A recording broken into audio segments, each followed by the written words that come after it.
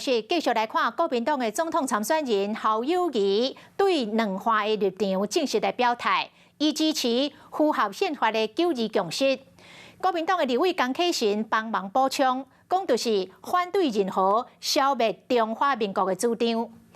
侯友宜主张9·2共识是安怎确认的呢？江启臣透露讲，是伫某一场的宴会，马英九前总统甲侯友宜讲啥是9·2共识。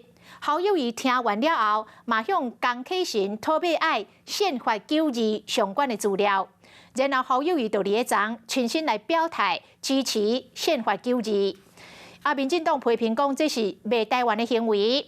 赖清德的竞选办公室是讲，投予侯友宜就是投予马英九。我接受合乎中华民国宪法的9·2共识。前一天，侯友宜头一遍表态两化政策，承诺9·2共识。它的内涵就是两岸互不承认主权，互不否认治权，这非常的清楚。9·2共识的主张，希望会当得到中间选民的认同。侯友宜9·2共识和马英九参对方的定义到底差伫倒？侯友宜讲，家己接受的是符合中华民国宪法的9·2共识。马英九是认为一个中国各自表述。另外，习近平是认为9·2共识就是一国两制的台湾方案。在美中台三边关系上面，它也是目前最重要的一个护栏啊。